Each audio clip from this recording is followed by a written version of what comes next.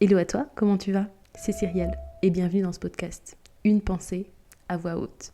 Un podcast qui explore différentes thématiques, qui rejoignent toutes un concept important qui est l'amour de soi, qui est au cœur finalement de l'épanouissement personnel. Je suis Cyrielle et ce serait un plaisir de t'accompagner à travers différentes réflexions sur des sujets de vie tels que la relation avec soi-même, les relations avec les autres, l'épanouissement personnel, les émotions, les comportements, les peurs, les doutes, les insécurités, bref, des concepts divers et variés. Alors j'ai maintenant qu'une question.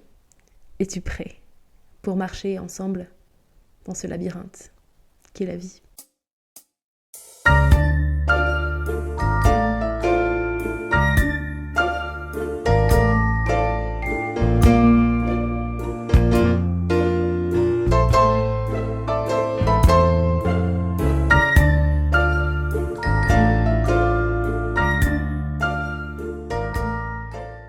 Dans le précédent épisode, nous avons parlé d'un concept assez important, l'amour de soi. Et en fin de vidéo, justement, je te proposais de discuter dans ce nouvel épisode d'un sujet, d'un concept qui peut être l'objet finalement de certaines confusions. Quand on parle finalement d'amour de soi, quand on parle de se recentrer sur soi, etc. On peut se poser la question, prendre soin de soi au fur et à mesure, est-ce que c'est pas finalement devenir de plus en plus égoïste ? Et justement, faire la distinction entre l'égoïsme et la priorisation de soi. Eh bien, rentrons dans le vif du sujet en commençant par dire que chaque être humain agit pour son propre intérêt. Oui, je sais, ça va être dur à avaler. Si on revient à la base des bases, ok, l'être humain va, pour sa survie, agir en son propre intérêt. Il va finalement déployer certains moyens pour survivre, ok, comme finalement l'animal. Donc il va se battre pour sa survie et pour sa survie, finalement, il va devoir agir en son propre intérêt. Jusque-là, tu me suis ?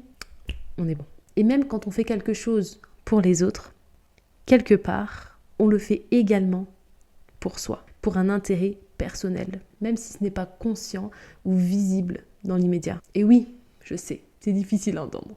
Difficile à entendre.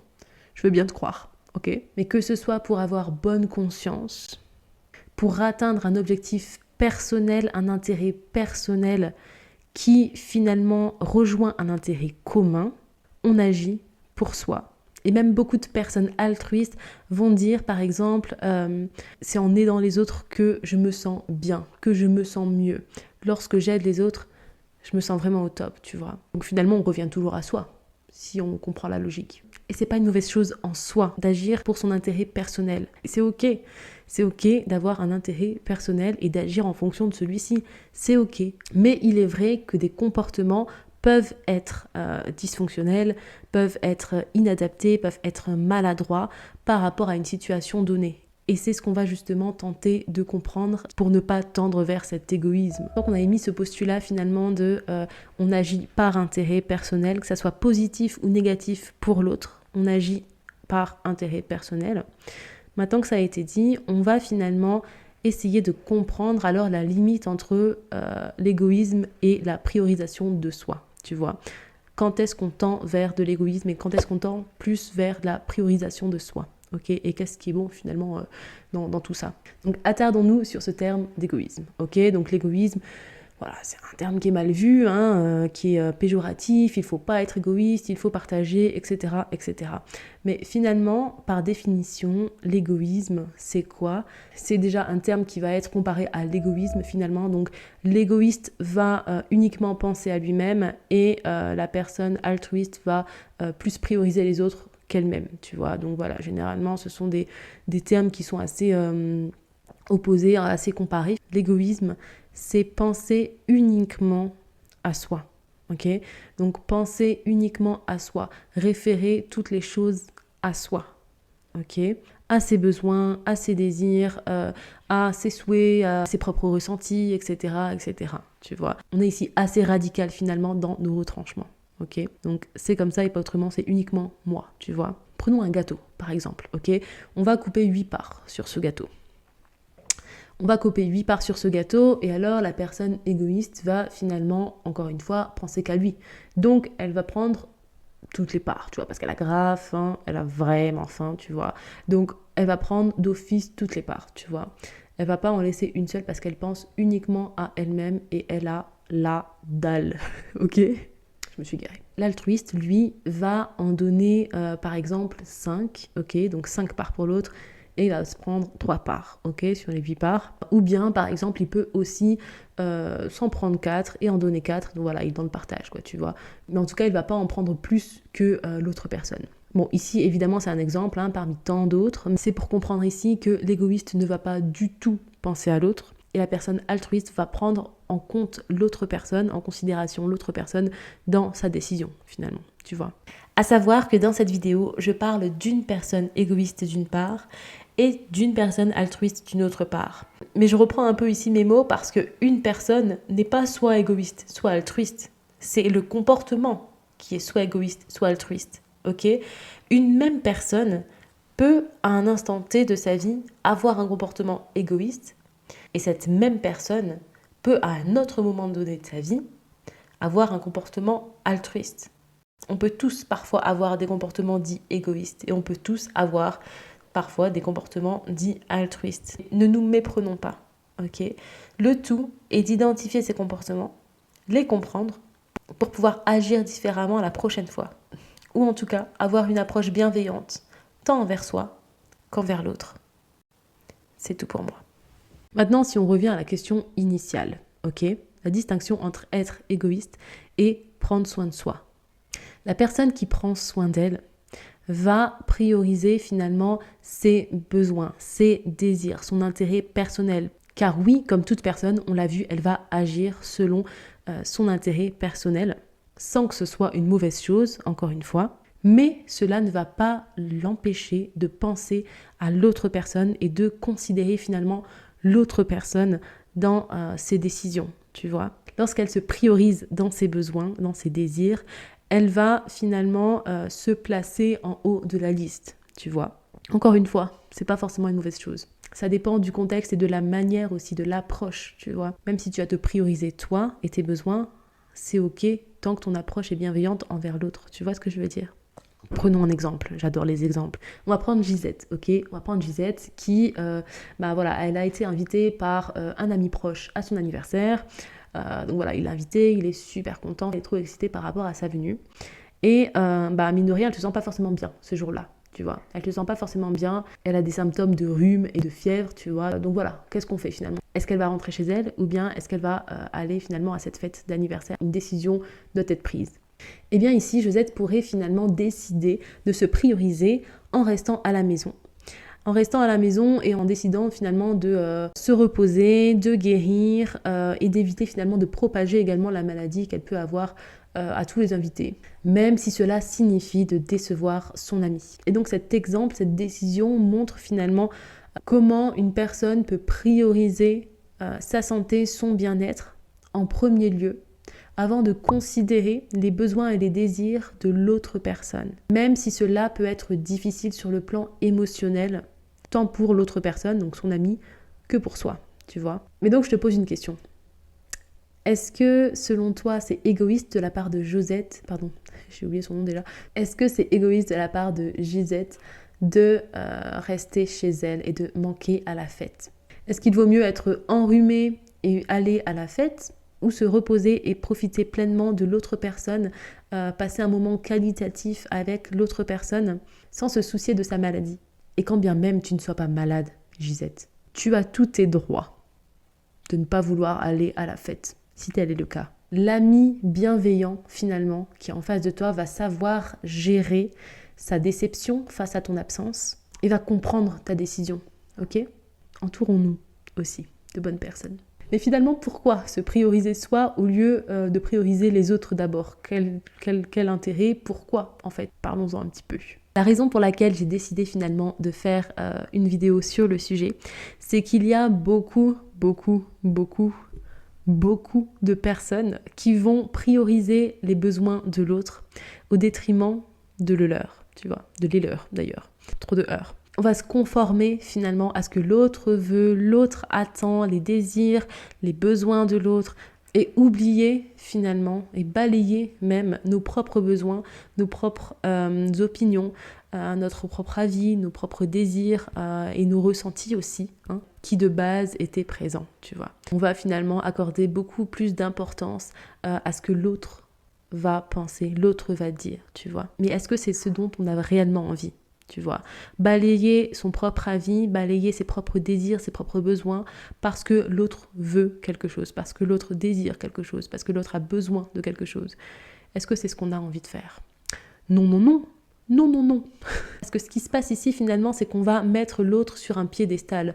On va ici être en position de je dois faire pour l'autre, tu vois. L'autre est supérieur à moi, tu vois. On va dire les termes. Quand tu mets une personne sur un piédestal, c'est que toi, tu es à un niveau un peu plus bas, tu vois. Et évidemment, ça c'est intégré et c'est ancré sans que ça soit vrai. Hein. C'est pas quelque chose de réel finalement. Hein. C'est la perception, la représentation qu'on a d'une personne en particulier et de la posture, de la relation qu'on a avec cette personne qui va faire qu'on va la situer sur ce piédestal à un moment donné. Dis-moi si tu te reconnais. Mais est-ce qu'on a envie de le faire pour autant? Non, non, non. Non, non, non. Ce qu'il se passe ici, c'est que plus tu vas te rapprocher du besoin de l'autre, du désir de l'autre, de ce qu'on attend de toi, la pression aussi sociale hein, qui peut d'office jouer ici aussi, plus on va se distancer de soi, de ses propres valeurs, de ses propres opinions, de ses propres désirs. Plus je vais vers le point B, plus je pars du point A, tu vois.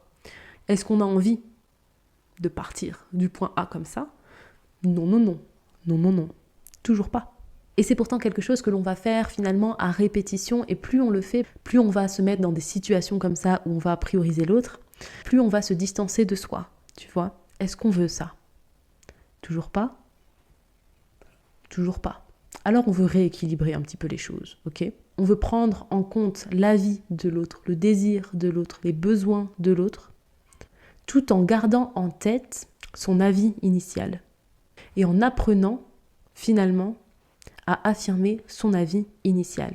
Oui, parce qu'ici, on parle clairement d'affirmation de soi. Et quand on parle d'affirmation de soi, on va avoir tendance à penser que c'est quelque chose de négatif de s'affirmer. S'affirmer, c'est être négatif, c'est être agressif, etc. C'est être violent envers l'autre, c'est chercher le conflit, finalement. Alors que non. Alors que non, pas du tout. On peut s'affirmer de manière bienveillante, et c'est le but. Hein, clairement. Il s'agira juste d'apprendre finalement à s'affirmer, d'apprendre à le faire de manière bienveillante. Mais ce sera le sujet d'une autre vidéo. Tout ce qui importe pour l'instant à comprendre et à considérer, c'est que oui, on veut prioriser ses propres besoins, on veut parler, on veut s'affirmer, on veut déjà prendre en compte, avant même d'interagir avec l'autre personne, prendre en compte, observer ses propres désirs, ses propres besoins, tu vois. Et je précise que le but n'est pas de rejeter l'opinion de l'autre. Le but n'est pas de rejeter le désir et les besoins de l'autre, ok? Encore une fois, on parle de prendre soin de soi, se prioriser. Donc, par définition, encore une fois, on va penser à ses besoins en prenant en compte l'autre personne, tu vois. On ne laisse pas les désirs et les besoins de l'autre personne de côté parce que c'est là, finalement, où on tendrait un peu plus vers de l'égoïsme, tu vois. Rappelle-toi qu'on est dans une dynamique bienveillante envers soi comme envers l'autre. Mon opinion est tout aussi importante que l'opinion de l'autre. En fait, finalement, si par exemple tu avais l'habitude de prioriser l'autre, donc de mettre l'avis de l'autre sur un piédestal, ça va être un petit peu de rééquilibrer la balance et de voir que, ok, on est au même stade, en fait, on est au même niveau. Il n'y a pas de plus, il n'y a pas de moins, il n'y a pas d'infériorité, il n'y a pas de supériorité, tu vois. Et d'ailleurs, en fin de vidéo, il y a une petite question de réflexion pour toi. N'hésite pas à y répondre en commentaire.